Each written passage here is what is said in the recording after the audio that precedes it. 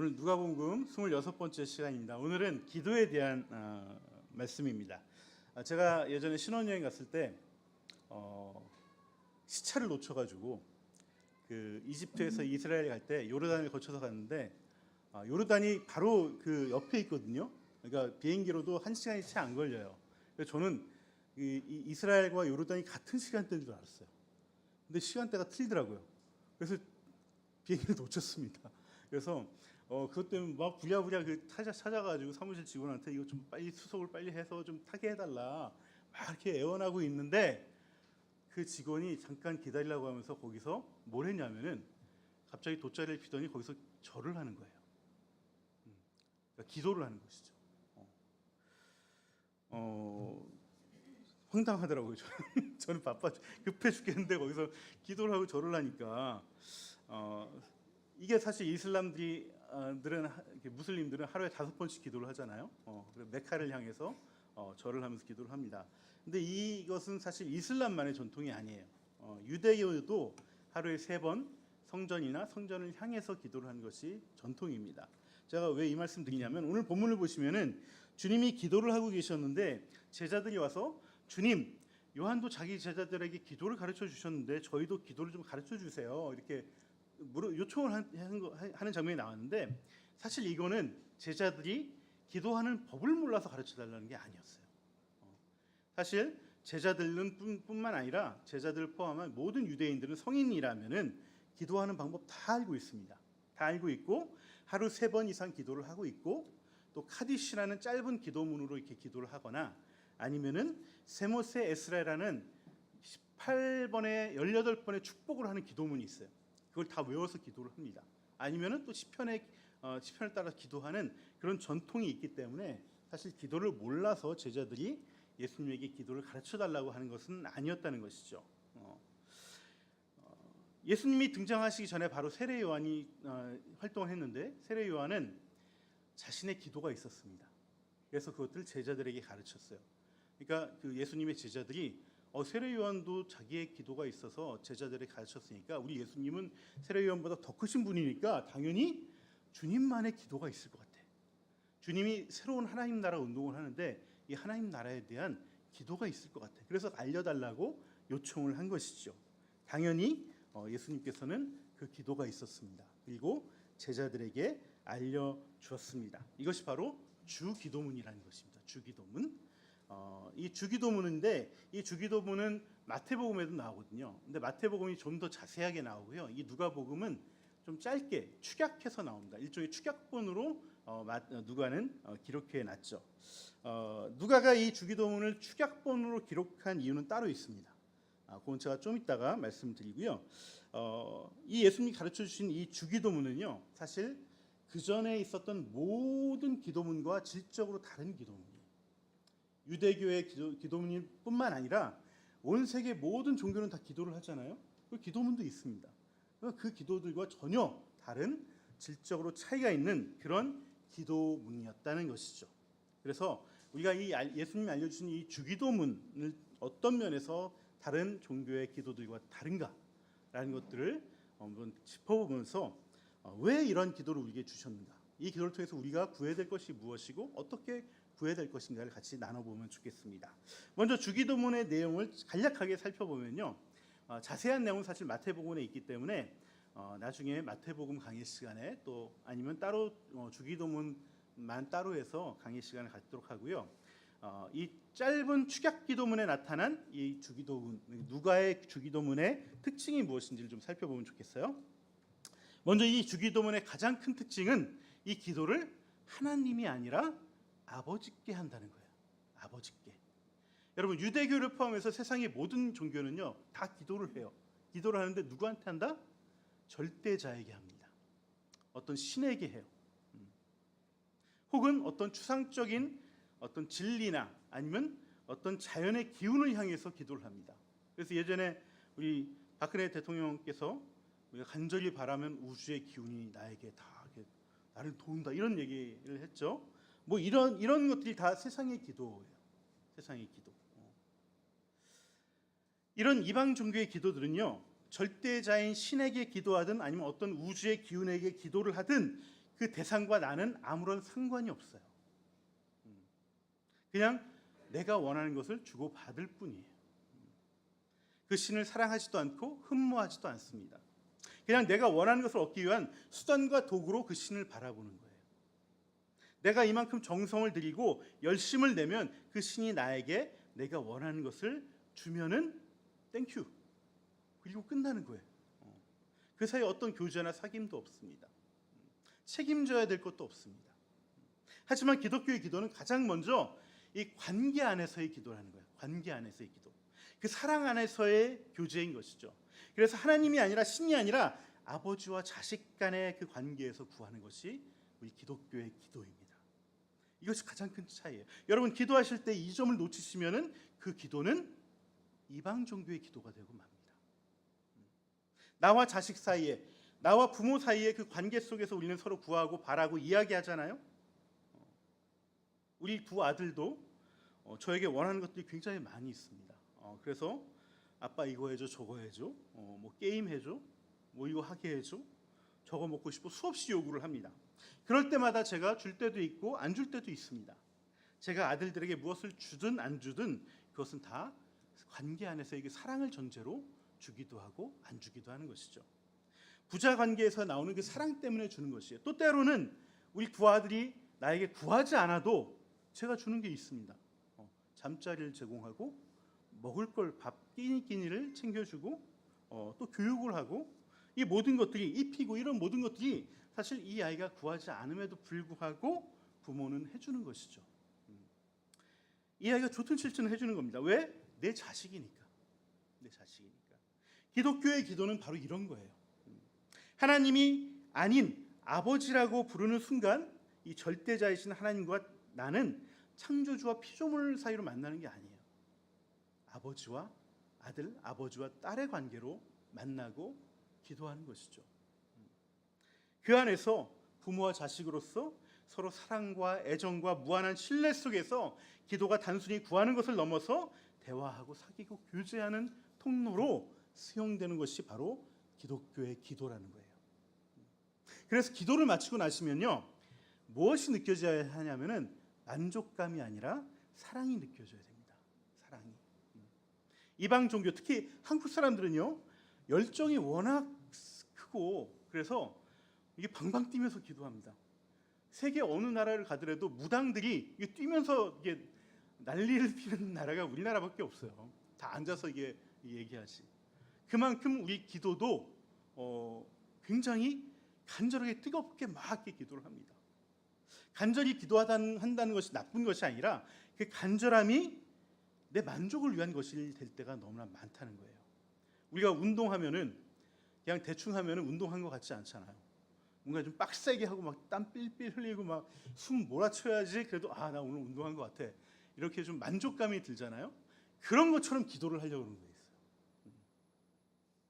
내가 몇 시간 기도하고 내가 얼마나 부르짖고 내가 얼마나 간절히 기도해서 오늘 좀 내가 기도한 것 같아. 하나님도 좀 내 기도를 들으신 것 같고 나도 좀 만족하는 것 같아. 이 마음이 먼저 올라오는 것이 아니라 물론 그 마음도 있어야 되겠지만은 기도를 하면서 혹은 기도를 마쳤을 때 이전보다 더 내가 더 주님에 대한 사랑이 커져가고 있다는 걸 느껴야 돼요.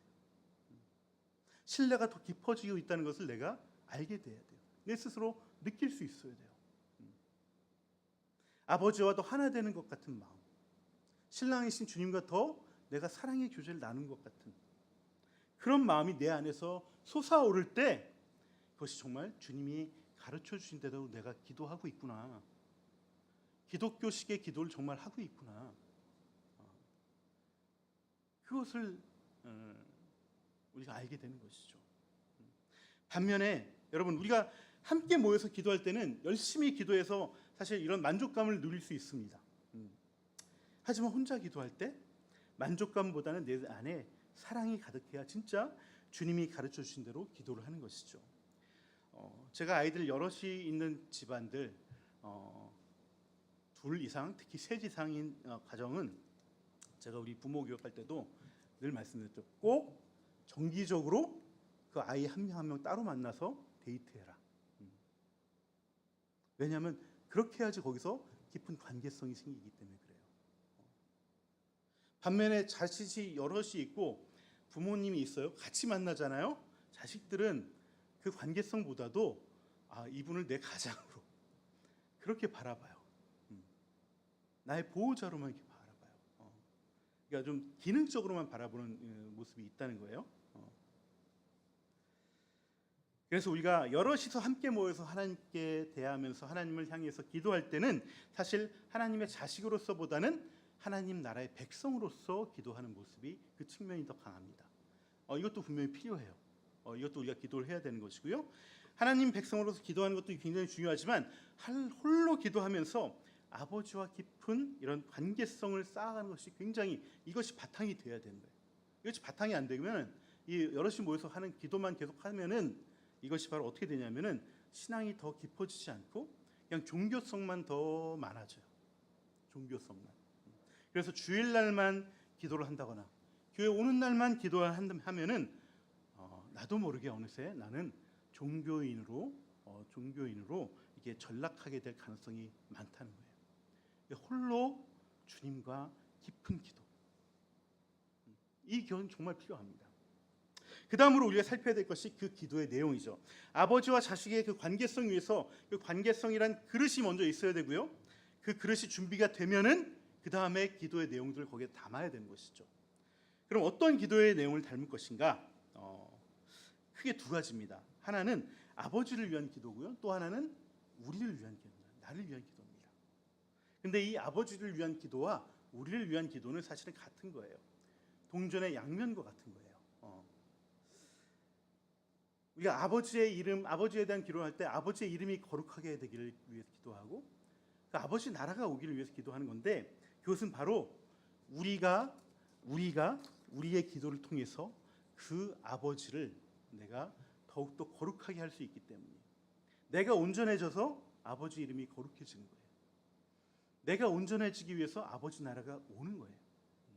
이 때문에 동시에 일어나는 것이고 어떤 측면에서 어떤 바라보는 각도의 차이지 같은 이야기라는 것이죠. 그래서 주님은 제일 먼저 뭘 구하라고 하냐면은 우리의 육체의 안정과 평안을 위해서 일용할 양식을 구하라고 얘기하십니다. 이것은 단지 먹고 사는 것만 구하라는 것이 아니라 우리의 일상에서 필요한 모든 그 의식주를 다 구하라는 거예요. 의식주를 또 문화적인 면까지 다 구하라는 것이죠. 이것이 흔들리면은 잠시는 우리가 영적으로 꼿꼿이 서 있을 수 있지만은 이 육체가 흔들리고 이 육적인 환경이 흔들리면은 우리는 영적인 부분도 흔들리게 되기 때문에 주님 먼저 이 육의 환경, 육적인 것을 잘 구하라고 말씀하시고 필요한 것들을 구하라고 얘기하시는 것이죠. 이 육적인 양식 위에 두 번째로 구해야 될 것이 뭐냐면 바로 영적인 양식입니다. 영적인 양식. 이 영적인 양식이 바로 뭐냐 하면은 용서라는 거예요. 용서. 용서를 우리가 하지 못하거나 받지 못하면은 여러분 모든 영적인 통로는 다 막혀버립니다. 다 막혀버려요. 우리가 아버지로부터 회개를 통해 죄를 대한 용서를 받지 못하면 하나님으로부터 영적인 공급 받지 못합니다. 그래서 우리의 영이 점점 생기를 잃어가고 시들어가요. 또 서로가 서로를 용서하지 못하잖아요. 그럼 관계가 다 막혀버려요.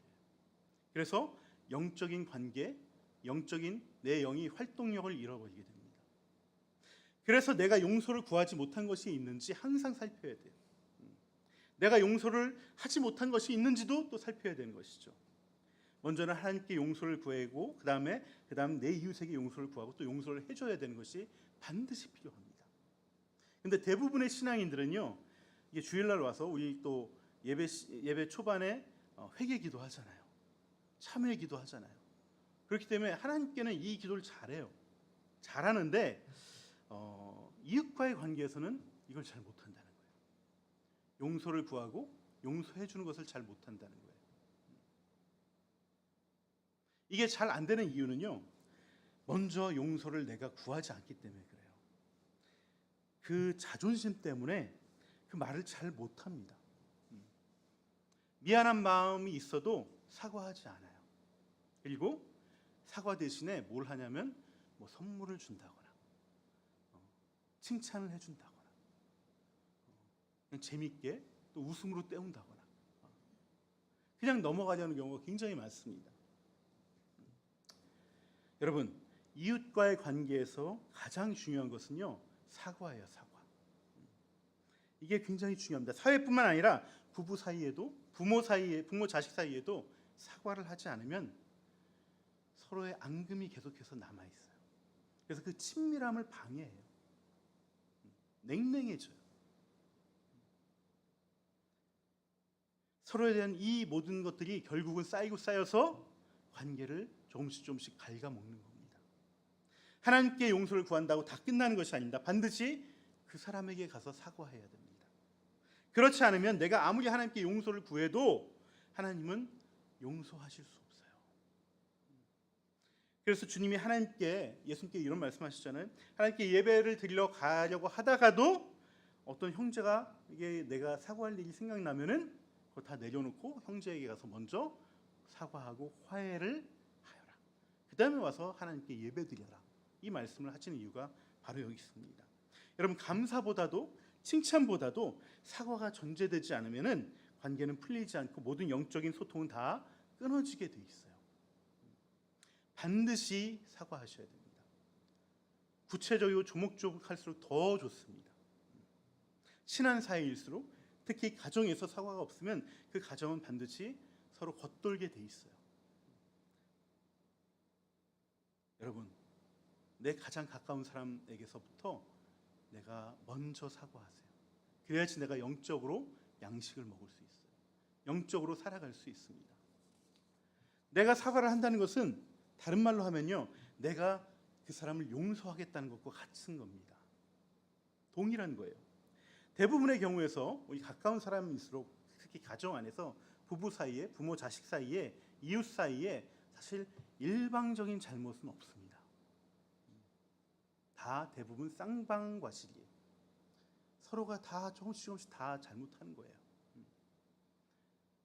용서를 못하는 이유가 또 여기 있어요. 왜냐하면 지도 잘못했는데 내가 먼저 사과할 수 있어? 사과할 마음이 안 드는 거예요. 그래서 사과를 못하는 겁니다. 그래서 사과를 하는 것은요, 다른 말로 하면 그 사람의 죄도 내가 용서하겠다는 그 마음이 먹어져야 그 사과를 할 수 있는 거예요. 그래서 주님 용서하게 해주세요라는 기도가 아니라 주님 우리가 용서합니다 라는 기도를 하라고 주님께서 말씀하신 거예요. 이건 내가 주체적으로 해야 돼요. 누가 해달라고 해서 해주는 것이 아닙니다. 내가 억지로라도 결단하고 용서를 해야 돼. 그래야지 내가 사과할 수 있어요. 이러한 자녀들이 서로 용서함 속에서 하나님 나라가 임하는 것이고 또 아버지의 이름이 거룩해지는 것입니다. 여러분, 주님이 가르쳐 주신 기도를 아버지께 올려드리면서 주님께 용서를 하겠다고 고백하고 또 이웃에게 사과를 하면서 용서를 구하십시오. 이것이 영적인 양식을 내가 먹는 방법이에요. 마지막으로 시험에 들지 않게 해달라고 기도하라고 하십니다. 여러분, 이것은요 영적인 성장을 위한 기도입니다. 영적인 성장을 위한 기도. 우리는 늘 살아가면서 늘 고난과 환난과 역경과 어려움을 당합니다. 사실 이것은 우리를 성장시키기 위해서 하나님께서 훈련하는 방법이에요. 사랑하는 아들에게는, 자식에게는 이 연단과 훈련을 늘 시키십니다. 점점 난이도가 높게끔. 그런데 그 하나님의 훈련에서 시험이 들면 어떻게 될까요? 시험이 들면은 성장이 아니라 상처를 받고 퇴보하게 됩니다. 영적으로.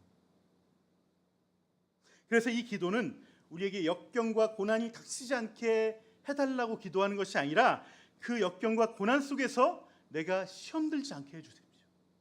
이 기도를 하라는 거예요. 그래서 그 시험 들지 않고 그 역경과 고난을 통과하면은 내가 성장하는 거예요. 시험 들어서 주저앉거나 도망가면은 그 사람은 다시 밑으로 내려갈 수밖에 없습니다. 결론적으로 주님은 아버지의 이름을 거룩하게 하고 아버지의 나라가 임하게 하기 위해서 우리의 일용할 양식을 구하라고 하신 것이고, 우리의 영적인 양식을 구하라고 하신 것이고, 우리의 영적인 성장을 위해 시험 들지 않게 해달라고 기도하라고 말씀하시는 거예요.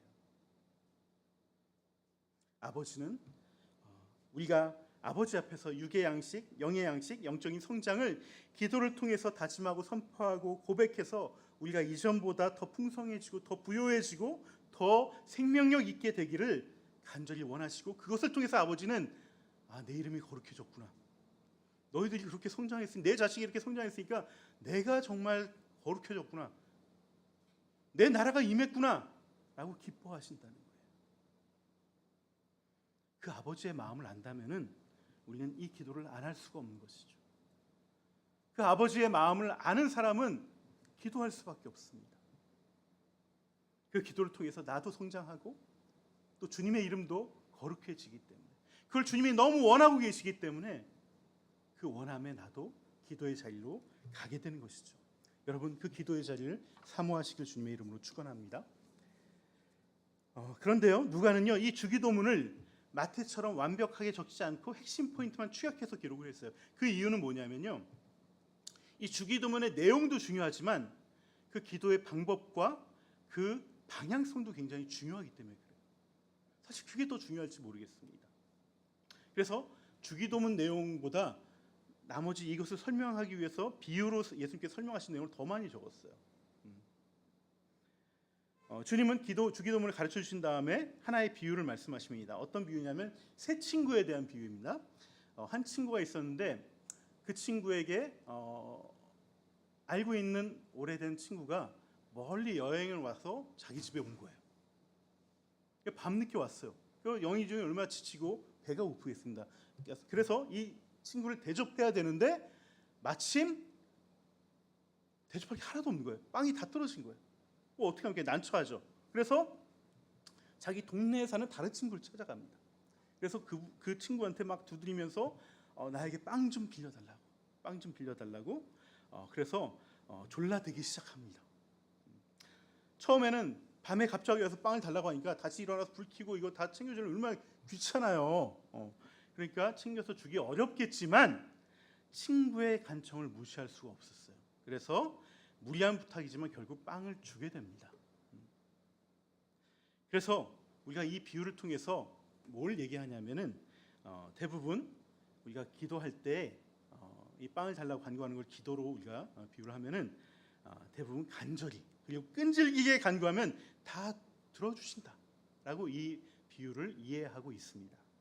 게다가 10절을 보시면은 예수께서 구하는 사람마다 받을 것이고 찾는 사람마다 찾을 것이고 문을 두드리는 사람에게 주실 것이라고 이렇게 하셨기 때문에 이 말씀 당연히 간절히 열심히 계속해서 간구하면 하나님께서 들어주신다는 말씀으로 우리가 이해를 하고 있지요. 그리고 그렇게 많이 가르치고 있습니다.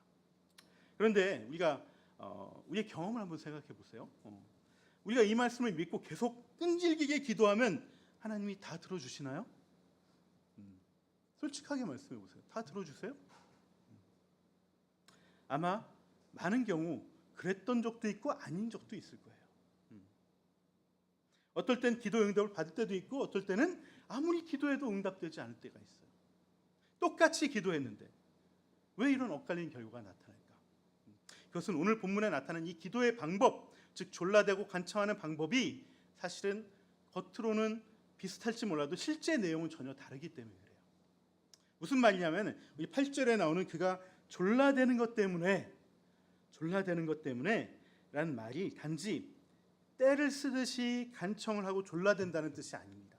물론 그 뜻도 있지만 그 의미가 더 중요해요. 이 말의 원문은 아나데이아라는 말이 들어가는데요. 이 말은요 단순히 졸라대는 것이 아니라 왜 졸라대는지 그 이유가 나와 있습니다. 뭐냐면은 내가 수치를 당하지 않기 위해서 간청하는 거예요.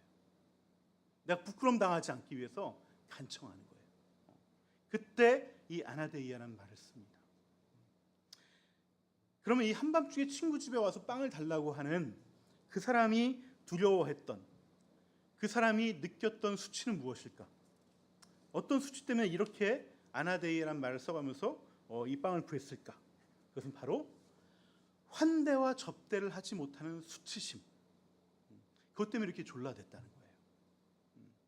이스라엘을 비롯한 대부분의 근동 문화에서는요 명예와 수치를 명예를 굉장히 중요시 여깁니다. 그래서 수치를 당하면은 자결을 하기도 하고요.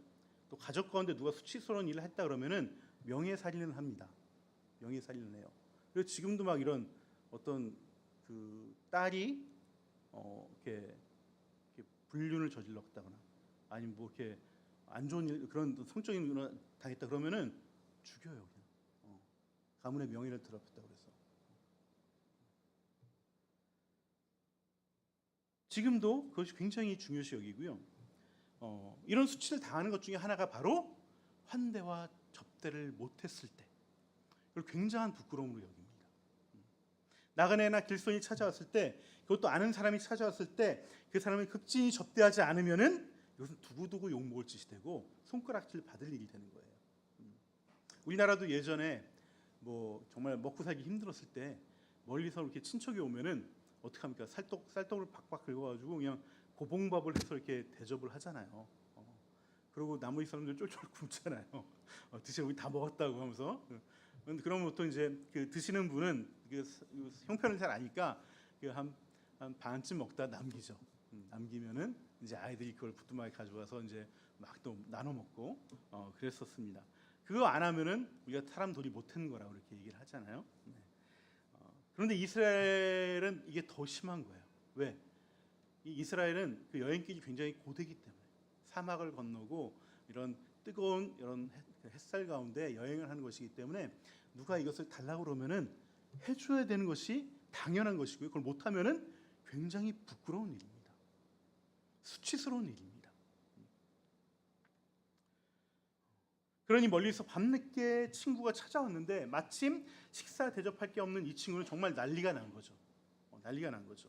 그러니 밤늦게 정말 신뢰를 무릅쓰고 다른 친구를 찾아가서 자고 있는 친구를 깨워서라도 빵을 얻으려고 했던 거예요. 또 그 동네 친구는 친구가 지금 얘기를 들어보니까 이 친구 이러다가 정말 크게 좀 부끄러운 수치를 당하겠구만. 사람들로부터 정말 그 삿대질 당하겠구만. 그래서 친구라서 준 게 아니라 그 상황을 들어보니까 이건 내가 정말 그 피곤해도 일어나서 줘야 되겠다 해서 준 거라는 얘기를 지금 예수님께서 하고 계시는 겁니다. 결국 이 비유가 말하고자 하는 건 뭐냐면요, 내가 바라는 것을 떼를 쓰고 졸라대고 간청을 하면 다 들어주신다는 것이 아니라 멀리서 밤늦게 찾아온 그 배고픈 친구를 환대하기 위해서 간청을 하고 졸라대면은 그 나를 봐서, 그 졸라대는 나를 봐서 하나님께서 베풀어 주신다는 거예요. 채워 주신다는 거예요. 내 수치를 생각해서 주님께서 채워 주신다는 것이죠. 그래서 즉 이 비유의 핵심은요, 중보기도에 있습니다. 중보기도. 지금 빵을 빌리러 간 친구는 자기 배를 채우기 위해서 빵을 그렇게 무리하게 달라고 한 것이 아니에요. 그렇게 졸라댄 것이 아닙니다. 멀리 온 여행 온 그 친구를 위해서, 그 친구의 그 배고픔을 위해서, 그 처지를 위해서 지금 가서 문을 그 심야에 두드린 것이죠. 즉 내가 아닌 내 이웃을 위해 간절히 졸라대고 간청하고 이렇게 구했던 것이죠. 이것이 이 비유의 핵심입니다. 주님은 주기도문을 가르쳐 주실 때 이 기도는 나를 위해서 하는 것이 아니다 라는 것을 얘기해 주고 계신 것이죠. 우리를 위해서 기도하는 기도임을 알려주기 위해서 이 비유를 들어서 말씀하고 계신 거예요. 지금 누가가 정작 주기도문에 대해서 간략하게 축약해서 기록하고 이 주기도에 대한 부연 설명으로 하신 이 말씀에 이 비유를 더 많이 기록한 이유도 바로 여기 있습니다. 아무리 주기도문이 좋은 기도이고 기도의 핵심이라 할지라도 이 기도를 할 때 중보의 마음으로, 간절한 중보의 마음으로 하지 않으면 이 주기도문은 의미가 없는 것이다. 누군가 어려움을 겪어서 나에게 도움을 요청하면 어떻게 해야 될까요? 최선을 다해 도와주고요. 또 도와줄 형편이 되지 않으면 중보기도로 열심히 해야죠. 또 누가 기도 요청을 하면은 그냥 기도할게 하고 우리는 대부분 안 할 때가 많습니다. 또 그냥 형식적으로 할 때가 많습니다. 그게 아니라 내가 이거를 하지 않으면 나는 정말 부끄러운 사람이야. 이건 나의 수치야. 그 마음을 가지고 더 끈질기게, 내 기도보다 더 끈질기게 간청하면 기도를 해야 된다는 것입니다. 이 방향성을 놓치면요, 우리의 기도는 향방 없는 싸움이 되고 맙니다. 그저 자기의 만족을 위한 기도에 그치고 만다는 것이죠.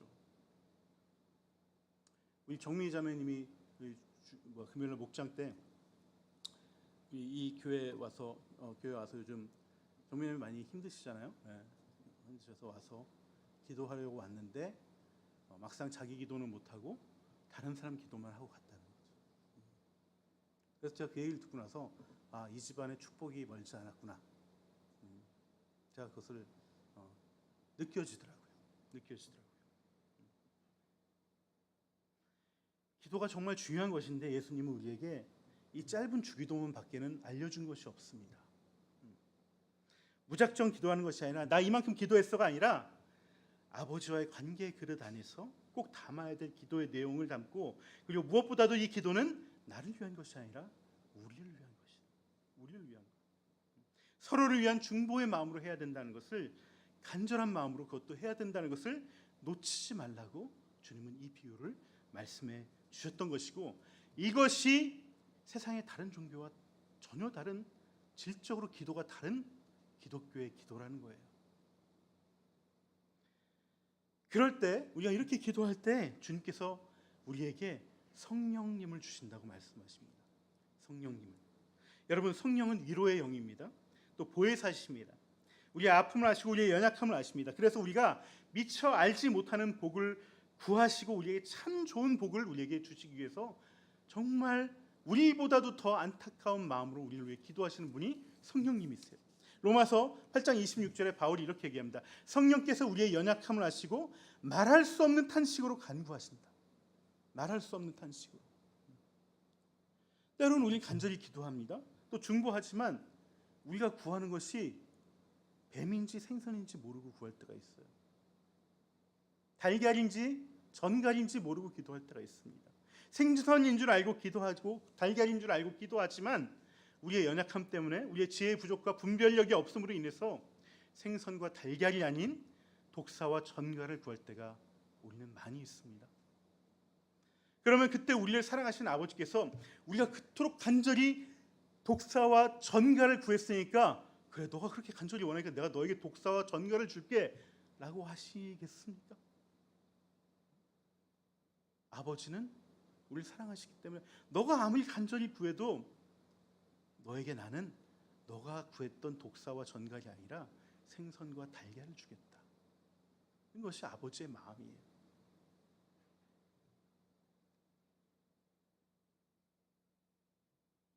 이것을 주시는 방법이 바로 성령님을 통해서 주시는 거예요. 비유에 등장하는 세 친구 가운데 열심히 친구를 위해서 빵을 구하러 다니는 친구가 우리라면은 그 우리에게 아버지는 성령을 보내시고 또 성령을 통해서 함께 간구하고 진짜 복을 우리에게 주기 위해서 우리에게 성령님을 동행케 하시고 함께 기도하게 하신다는 것입니다. 여러분, 우리가 무엇을 응답받고 또 무엇을 받았는지보다 더 중요한 것은요, 이것을 내가 성령을 통해서 받았느냐가 더 중요합니다. 성령을 통하지 않고 받았다면 어쩌면 우리는 하나님이 주신 것이 아닌 사단이 준 것을 내가 받고 있을지도 몰라요. 사단이 준 독사와 전갈을 받고 있을지도 몰라요. 그래서 그토록 우리는 돈과 재물을 받았다고, 그것을 응답받았다고 얘기하지만 그게 만약에 성령을 통해서 주어진 것이 아니라면 그거는 복이 아니라 독이 되고 맙니다. 내 인생을 망가뜨리는 독이 되고 맙니다.